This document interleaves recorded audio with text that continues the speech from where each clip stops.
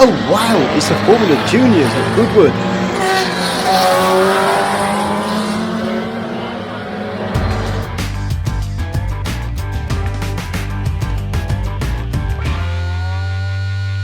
Hello and welcome to another edition of Wolfie's Wheels. Today we're at the 80th members meeting at Goodwood, and yesterday we had some epic racing, as you can see in the little clip here.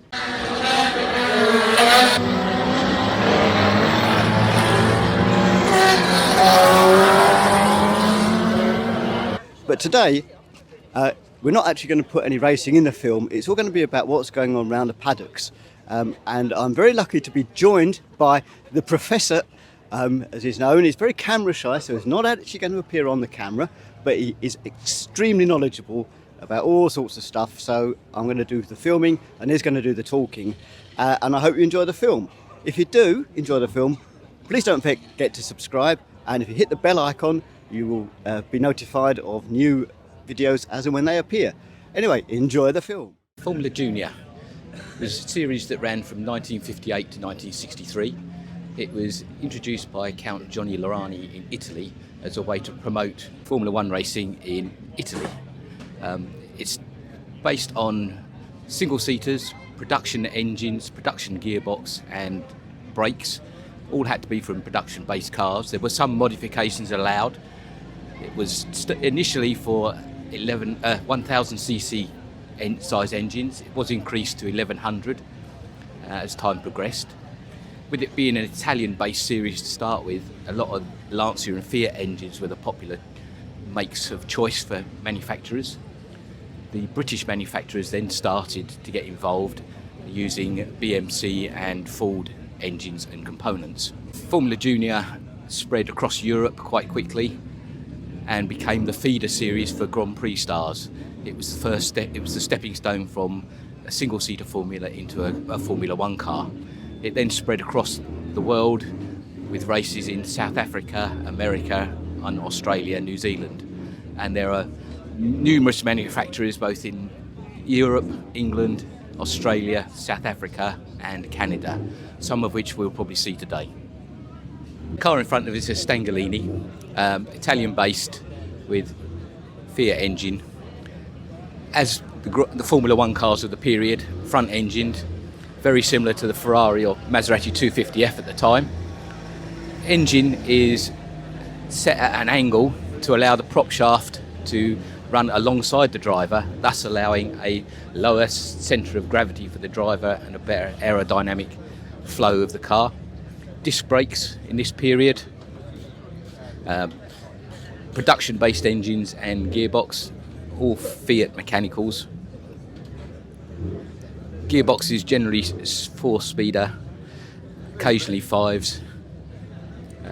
Stanguellini was probably one of the better known Italian manufacturers of the period. They also went on to make sports cars, competed in the smaller classes in general sports car racing, Mille Miglia, etc. Other Italian marques are the Ferranda, the Volpini. Right, in front of us now we've got two Elvas, British-made Formula Juniors. They would compete with either a BMC or Ford engines of the period, 1100cc, again single-seaters, slightly offset prop shaft to allow the lower seating position. They were a popular car of the period because they were available for customers to buy as well as run by a semi-works team. So they are quite numerous in historic events currently because there was more of them made. Whereas some of the other one-off manufacturers, there was sort of one or two or perhaps half a dozen made and they don't necessarily survive to be used today. Very similar as before to the Grand Prix cars of the time, the Formula One cars, the Van Wall of the British make, Ferrari and Maserati 250S from Italy. They were very competitive and they're still very competitive today in historic racing. The feeder series that Formula Junior was to the Formula One cars was a very popular series, and stars of future Grand Prix came up through it. Richard Atwood run the Monaco race, which is a support race to the Monaco Grand Prix, and he went on to Formula One Grand Prix and also was a winner of Le Mans for Porsche. So it was a very important race for staff, for a driver to get noticed in front of all the team managers of the future. Right, the car in front of us now is a BMC, and not as you may think the British Motor Corporation, but an American-based company from San Francisco. Again, using production-based parts.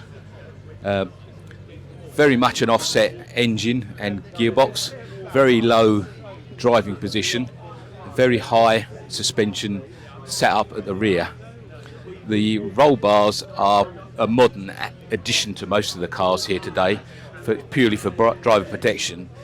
In the period, they very rarely, if at all, had a roll bar, and the driver wouldn't have had seat belts, with the idea that in the event of an accident you want to be thrown clear of the car rather than staying with it. The whole setup is very much production-based cars. Suspension, brakes, gearbox and engine all have to be from a production-based car. So that was the way of trying to keep the cost down and making it a fair playing field for everybody. As mentioned earlier, the Formula Junior spread far and wide, with cars being built all over the world. The car in front of us now is a Nota, which was built in Australia by a guy called Guy Buckingham. Again, similar concept to the BMC we saw earlier, with the offset engine and gearbox to allow the prop shaft to run alongside the driver. Similar components used, all production based as we've mentioned.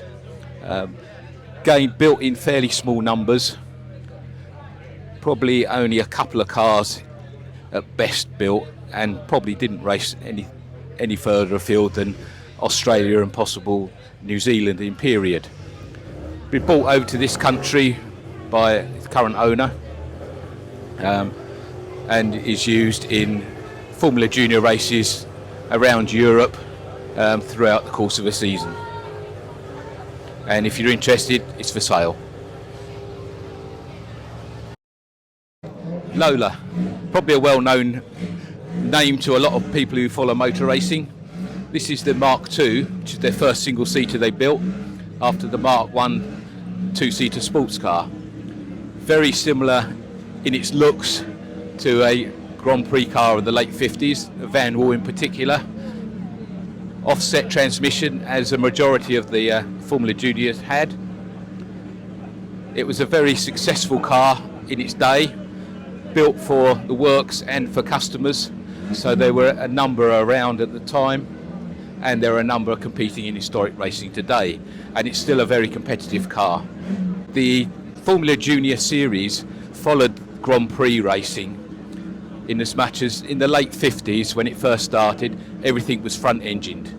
As Grand Prix Formula One cars moved to rear engines, the late 50s, early 60s, Formula Junior followed suit. All the cars here today are front engine cars, with a cut off around 1960. The whole manufacturing of cars through this period, Grand Prix cars and Formula Juniors, were built along similar lines, and to some extent a lot of the manufacturers competed in both.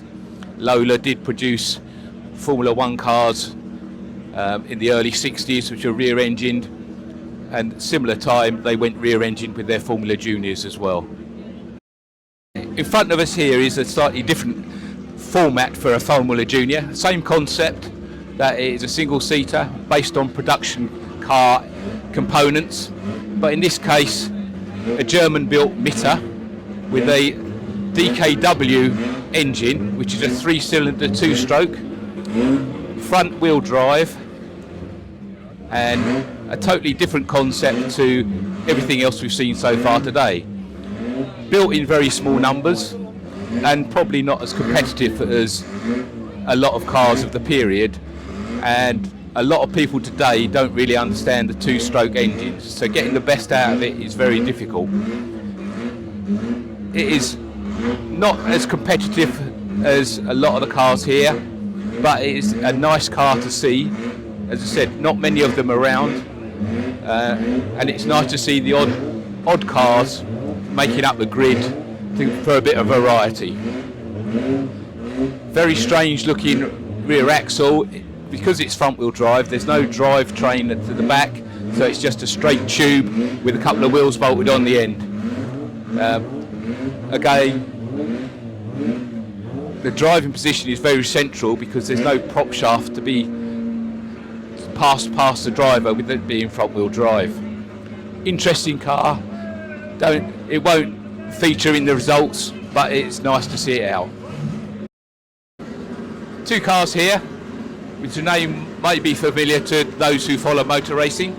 Mallock, built by Major Arthur Mallock and advertised as a U2, as in U2 can go racing.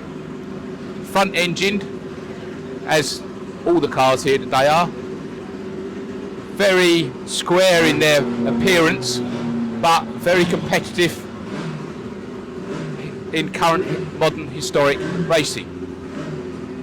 The car you're looking at first is actually raced by Ray Mallock, who's the son of Arthur Mallock, and it has been rebuilt to the same configuration as it raced in period. The one you're looking at now, number 18, has got a slightly more aerodynamic nose to make it a little bit more efficient through the air. Mallock went on to produce clubman's cars for many years.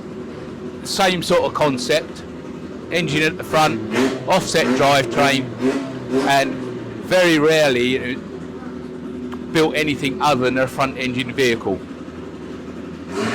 But an interesting car to see, and this is where the Mallock name and company